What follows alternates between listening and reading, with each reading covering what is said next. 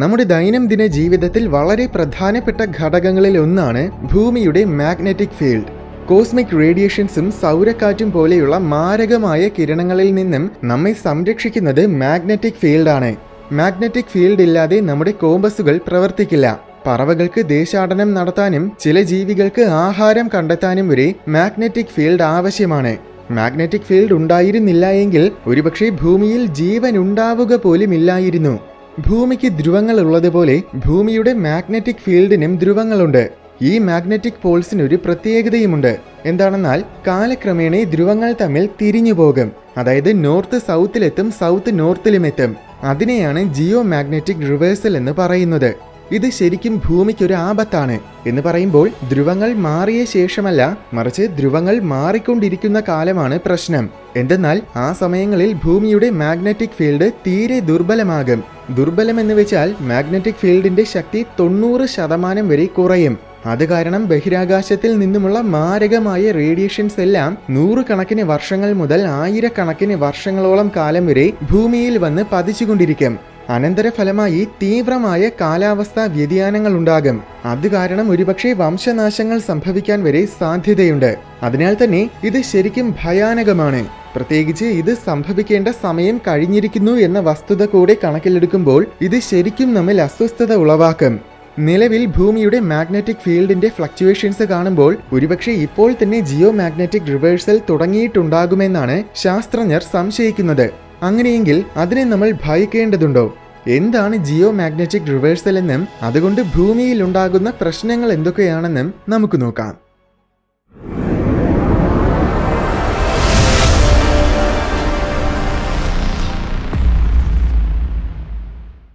ഭൂമിയുടെ ഉള്ളിൽ ഇളകി മറിയുന്ന ദ്രാവക രൂപത്തിലുള്ള ലോഹ പദാർത്ഥങ്ങൾ കാരണമാണ് ഭൂമിക്ക് ചുറ്റും കാന്തിക വലയങ്ങൾ ഉണ്ടാകുന്നത്. ഔട്ടർ കോറിലെ ഉരുകിയ ലോഹത്തിന്റെ മൊത്തത്തിലുള്ള സംഘടിതമായ ഒഴുക്കിന്റെ ഫലമായി ഈ മാഗ്നറ്റിക് ഫീൽഡുകളെല്ലാം ഏകീകൃതമായിട്ടാണ് നിലനിൽക്കുന്നത്. അതുകൊണ്ടാണ് മാഗ്നറ്റിക് ഫീൽഡിന് കൃത്യമായ ഒരു നോർത്ത് പോളും ഒരു സൗത്ത് പോളും ഉള്ളത്. അല്ലായിരുന്നെങ്കിൽ ഒന്നിലധികം മാഗ്നറ്റിക് നോർത്തും സൗത്തും ഉണ്ടാകുമായിരുന്നു. എന്തായാലും ഔട്ടർ കോറിലെ ഈ ദ്രാവകങ്ങൾ അനിശ്ചിതമായ രീതിയിൽ ഒഴുകി നടക്കുന്നതിനാൽ മാഗ്നറ്റിക് ഫീൽഡിന് എപ്പോഴും ഫ്ലക്ച്വേഷൻസ് സംഭവിച്ചുകൊണ്ടിരിക്കും. അതായത് അവയിൽ എപ്പോഴും ചെറിയ ചെറിയ വ്യതിയാനങ്ങൾ ഉണ്ടായിക്കൊണ്ടിരിക്കും. ഈ ഫ്ലക്ച്വേഷൻസിന്റെ പ്രഭാവം നമുക്ക് പല രീതികളിലും കാണാൻ കഴിയും. അതിലേറ്റവും പ്രധാനപ്പെട്ട ഒന്നാണ് മാഗ്നറ്റിക് ധ്രുവങ്ങളുടെ ചലനം. ഈ ചലനങ്ങളെപ്പറ്റി പല നൂറ്റാണ്ടുകൾക്ക് മുൻപ് മുതൽ തന്നെ നമുക്കറിയാമായിരുന്നു. 1830കളിലാണ് ഈ ചലനങ്ങളെ നിരീക്ഷിക്കാൻ തുടങ്ങിയത്. അന്ന് മുതൽ ഇന്നുവരെ മാഗ്നറ്റിക് നോർത്ത് ഏകദേശം 1100 കിലോമീറ്ററിൽ കൂടുതൽ ദൂരം സഞ്ചരിച്ചു. കാനഡയിൽ നിന്നും സൈബീരിയയെ ലക്ഷ്യമിട്ടാണ് ഇന്ന് മാഗ്നറ്റിക് നോർത്ത് സഞ്ചരിക്കുന്നത്. അത് സഞ്ചരിക്കുന്ന വേഗതയും ഇപ്പോൾ കൂടിയിരിക്കുന്നു. പണ്ട് പ്രതിവർഷം 16 കിലോമീറ്റേഴ്സ് ആയിരുന്നു ഇത് സഞ്ചരിച്ചിരുന്നത്. എന്നാൽ ഇന്ന് പ്രതിവർഷം 55 കിലോമീറ്റേഴ്സ് ദൂരം പോകുന്നുണ്ട്.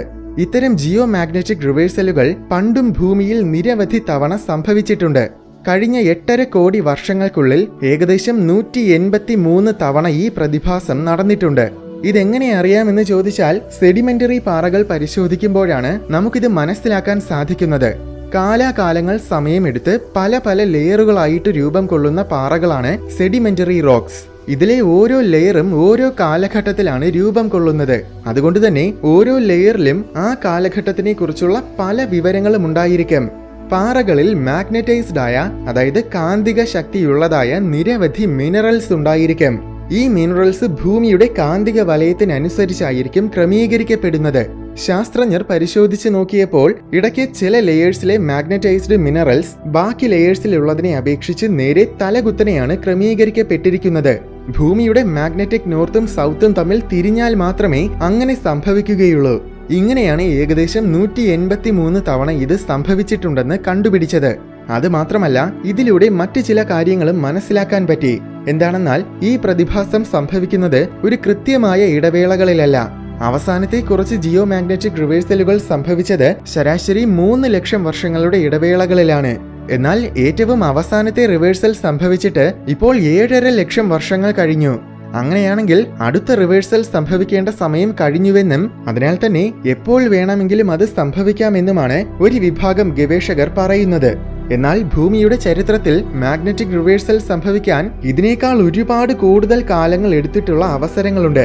ഉദാഹരണത്തിന് ദിനോസറുകളുടെ അവസാന കാലഘട്ടത്തിൽ, കൃത്യമായി പറഞ്ഞാൽ 14.5 കോടി വർഷങ്ങൾക്ക് മുൻപ് മുതൽ 6.5 കോടി വർഷങ്ങൾക്ക് മുൻപ് വരെയുള്ള കാലഘട്ടത്തിൽ ഒരിക്കൽ ജിയോ മാഗ്നറ്റിക് റിവേഴ്സൽ സംഭവിക്കാൻ ഏകദേശം 4 കോടി വർഷങ്ങളുടെ സമയമെടുത്തു.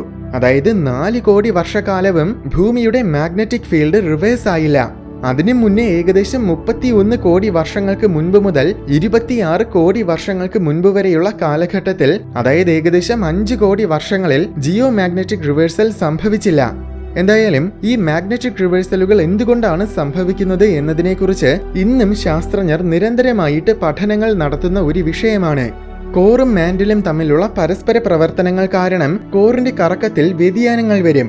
അത് കാരണം ലോഹപദാർത്ഥങ്ങളുടെ ദ്രാവകത്തിന്റെ ഒഴുക്കിലും വ്യതിയാനങ്ങൾ ഉണ്ടാകും.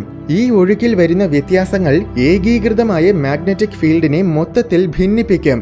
ആ സമയത്തിൽ ഭൂമിയിൽ നിരവധി മാഗ്നറ്റിക് ധ്രുവങ്ങൾ ഭൂമിയുടെ പല ഭാഗങ്ങളിലുമായിട്ട് പ്രത്യക്ഷപ്പെടും. ഈ പ്രക്രിയ 100 കണക്കിന് വർഷങ്ങൾ മുതൽ 1000 കണക്കിന് വർഷങ്ങളോളം കാലം വരെ തുടരും. അത് കഴിയുമ്പോൾ എല്ലാം ശാന്തമാകും. അതായത് മാഗ്നറ്റിക് ഫീൽഡുകളെല്ലാം വീണ്ടും ഏകീകൃതമാകും.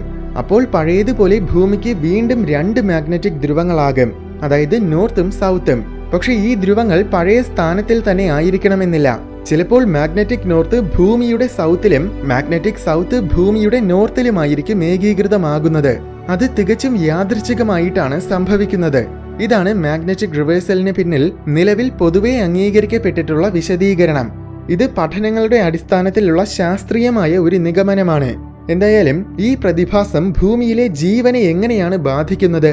ഇത് കാരണം ഭൂമി അവസാനിക്കുമോ? മാഗ്നറ്റിക് ഫീൽഡ് റിവേഴ്സ് ആകുന്ന സമയത്തിൽ മാഗ്നറ്റിക് ഫീൽഡിന്റെ ശക്തി സാധാരണഗതിയിൽ നിന്നും 90% കുറയും. ഇത് കാരണം ബഹിരാകാശത്തിൽ നിന്നും വരുന്ന പലവിധമായ റേഡിയേഷൻസും സൂര്യനിൽ നിന്നും വരുന്ന സൗരക്കാറ്റും അമിതമായിട്ട് ഭൂമിയുടെ ഉപരിതലത്തിൽ വന്ന് പതിക്കും. സൗരക്കാറ്റ് അന്തരീക്ഷവുമായിട്ട് ഇടപഴകുന്നതിനാലാണ് ഔറോറകൾ ഉണ്ടാകുന്നത്. അതുകൊണ്ട് ജിയോ മാഗ്നറ്റിക് റിവേഴ്സൽ നടക്കുന്ന സമയത്തിൽ ധ്രുവങ്ങളിൽ മാത്രമല്ല ട്രോപ്പിക്കൽ മേഖലകളിൽ വരെ നമുക്ക് ഔറോറകൾ കാണാൻ പറ്റും. ഈ ഔറോറകൾ സാധാരണഗതിയിൽ നിന്നും വളരെ തീവ്രവും അതിമനോഹരവുമായിരിക്കും. അമിതമായ റേഡിയേഷൻ കാരണം ജീവികളിൽ സ്കിൻ ക്യാൻസർ ഉണ്ടാകാനുള്ള സാധ്യത വളരെ അധികമാകും. അന്തരീക്ഷത്തിൽ കൂടുതൽ സോളാർ വിൻഡ് പതിക്കുമ്പോൾ അന്തരീക്ഷം പതിയെ ദുർബലമാകും. അതായത് അന്തരീക്ഷത്തിന്റെ കട്ടി കുറയും. ഭൂമിക്ക് ചുറ്റും വലമിക്കുന്ന സാറ്റലൈറ്റുകളുടെ സർക്യൂട്ട്സ് ഒക്കെ തീവ്രമായ റേഡിയേഷൻ കാരണം കത്തിപ്പോകും. അവയെല്ലാം പിന്നെ ഉപയോഗശൂന്യമാകും. സാറ്റലൈറ്റ്സ് ഇല്ലാതെ പിന്നെ ലോകത്തിൽ കമ്മ്യൂണിക്കേഷൻസും GPS-ഉം എല്ലാം മുടങ്ങും. നിരന്തരമായ സോളാർ സ്റ്റോം കാരണം ഭൂമിയുടെ വൈദ്യുതി വിതരണ ശൃംഖലകളെല്ലാം തകരും. അതുകൊണ്ട് വലിയൊരു ശതമാനം ജനങ്ങളും പിന്നെ ഇലക്ട്രിസിറ്റി ഇല്ലാതെ ജീവിക്കേണ്ടി വരും. വൈദ്യുതിയും കമ്മ്യൂണിക്കേഷൻസും ഒന്നുമില്ലാതെ ഇന്നത്തെ ആധുനിക ലോകം പ്രവർത്തിക്കില്ല. പക്ഷികൾ, പ്രാണികൾ, കടലാമകൾ അങ്ങനെ ഒത്തിരിയേറെ ജീവിവർഗങ്ങൾ ഭൂമിയുടെ മാഗ്നറ്റിക് ഫീൽഡിനെ ഉപയോഗിച്ചാണ് ദേശാടനം നടത്തുന്നത്. അതിനു പുറമെ ഒത്തിരിയേറെ ജീവിവർഗങ്ങൾ ആഹാരം കണ്ടെത്താനും പരിസരം മനസ്സിലാക്കാനും വേട്ടയാടാനും അങ്ങനെ പല കാര്യങ്ങൾക്കും വേണ്ടി ഭൂമിയുടെ മാഗ്നറ്റിക് ഫീൽഡിനെ ഉപയോഗിക്കാറുണ്ട്. ഈ ജീവിവർഗങ്ങളെല്ലാം തന്നെ കുഴപ്പത്തിലാകും. ഈ കഷ്ടകാലം 1000 കണക്കിന് വർഷങ്ങളോളം കാലം തുടരുമെന്നതാണ് ഈ പ്രതിഭാസത്തിനെ ഒരുപക്ഷെ കൂടുതൽ ഭയാനകമാക്കുന്നത്. എന്നിരുന്നാലും നമ്മൾ ഇതിനെ പ്രത്യേകിച്ച് ഭയക്കേണ്ട കാര്യമുണ്ടായിരിക്കില്ല എന്നാണ് പഠനങ്ങൾ പറയുന്നത്. കാരണം ഇതുവരെ സംഭവിച്ച ഒരു മാസ് എക്സ്റ്റിങ്ഷനു പിന്നിലും മാഗ്നറ്റിക് റിവേഴ്സൽ ഒരു കാരണമായിട്ടില്ല. ഒരുപക്ഷെ ഏതെങ്കിലും ഒറ്റപ്പെട്ട സ്ഥലങ്ങളിൽ വംശനാശത്തിന്റെ വക്കിൽ നിന്ന ചില ജീവിവർഗങ്ങൾക്ക് ഇത് കാരണം വംശനാശം സംഭവിച്ചേക്കാം. അല്ലാതെ മാഗ്നറ്റിക് റിവേഴ്സൽ ആഗോളപരമായിട്ട് വംശനാശത്തിന്റെ കാരണമായിട്ടില്ല. ഒരുപക്ഷെ ആധുനിക ലോകത്തിൽ ഇത് വലിയൊരു പ്രശ്നമായിരിക്കില്ല. കാരണം ഇത് പെട്ടെന്ന് ഒരു ദിവസം കൊണ്ട് സംഭവിക്കുന്ന ഒരു കാര്യമല്ല. 100 കണക്കിന് മുതൽ 1000 കണക്കിന് വർഷങ്ങളുടെ കാലയളവിലാണ് സംഭവിക്കുന്നത്. എന്നുവെച്ചാൽ ഒരുപാട് ജനറേഷൻസ് ആകും. അതുകൊണ്ട് മാഗ്നറ്റിക് ഫീൽഡ് ദുർബലമാകുന്നതിനനുസരിച്ച് സാറ്റലൈറ്റുകളെ നമ്മൾ കൂടുതൽ ദൃഢമാക്കി നിർമ്മിക്കുന്നതിലൂടെ സാറ്റലൈറ്റുകളെ നമുക്ക് സംരക്ഷിക്കാനാകും. കൂടുതൽ ശക്തമായ സൺക്രീമുകൾ ഉപയോഗിച്ച് റേഡിയേഷനിൽ നിന്നും നമുക്കും രക്ഷപ്പെടാനാകും. അല്ലെങ്കിൽ അധികമായിട്ട് പുറത്തിറങ്ങാതിരുന്നാലും മതി. എന്നെപ്പോലെയുള്ള ഇൻട്രോവേർട്സിന് അതൊരു പ്രശ്നമേ ആയിരിക്കില്ല. മറ്റൊരു കാര്യമെന്നത് ശരിക്കും മാഗ്നറ്റിക് ഫീൽഡ് തീരെ ദുർബലമായാലും നമുക്ക് മറ്റൊരു സംരക്ഷണ വലയമുണ്ട്. അതാണ് നമ്മുടെ അന്തരീക്ഷം. നല്ലൊരു പരിധിവരെ അന്തരീക്ഷത്തിന് നമ്മെ സംരക്ഷിക്കാനാകും. അന്തരീക്ഷം ദുർബലമാകുമെന്ന് പറഞ്ഞെങ്കിലും അത് വളരെ ചെറിയ രീതിയിലാണ് സംഭവിക്കുന്നത്. കാര്യമായ രീതിയിൽ ദുർബലമാകണമെങ്കിൽ 10,000-കണക്കിന് വർഷങ്ങൾ പോലും മതിയാകില്ല. അതുപോലെ പ്രകൃതിയുടെയും മറ്റ് ജീവജാലങ്ങളുടെയും കാര്യത്തിൽ നമ്മൾ പേടിക്കേണ്ട കാര്യമില്ല. എന്തെന്നാൽ പല ദശകോടി വർഷങ്ങളായിട്ട് ഭൂമിയിൽ ജീവജാലങ്ങളുണ്ട്. മാഗ്നറ്റിക് റിവേഴ്സൽ ഭൂമിയുടെ ചരിത്രത്തിൽ എക്കാലവും സംഭവിക്കുന്നതുമാണ്. ഇത്രയും കാലം ജീവജാലങ്ങൾക്ക് മാഗ്നറ്റിക് റിവേഴ്സലിനെ അതിജീവിക്കാൻ കഴിഞ്ഞുവെങ്കിൽ തീർച്ചയായും അവ ഇനിയും അതിജീവിക്കും. ചുരുക്കി പറഞ്ഞാൽ മാഗ്നറ്റിക് റിവേഴ്സൽ കാരണം ഭൂമിയിൽ ആഗോളപരമായി മഹാവംശനാശങ്ങളൊന്നും സംഭവിക്കില്ല. അത് കാരണം ലോകവും അവസാനിക്കില്ല, മനുഷ്യരാശിയും അവസാനിക്കില്ല.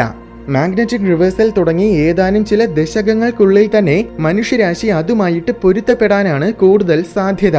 തീർച്ചയായും പല തരത്തിലുമുള്ള ചെറിയ ചെറിയ പ്രതിസന്ധികളും ആ കാലഘട്ടത്തിൽ മനുഷ്യരാശി ആദ്യം നേരിടേണ്ടി വന്നേക്കാം.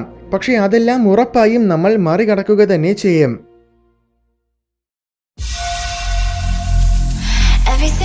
വീഡിയോ ഇഷ്ടമായെങ്കിൽ ലൈക്ക് ചെയ്യണമെന്നും ഇതുപോലെ കൗതുകവും വിജ്ഞാനവും നിറഞ്ഞ കൂടുതൽ വീഡിയോസ് കാണാനായിട്ട് ഈ ചാനൽ മറക്കാതെ സബ്സ്ക്രൈബ് ചെയ്യണമെന്നും ഓർമ്മിപ്പിക്കുന്നു.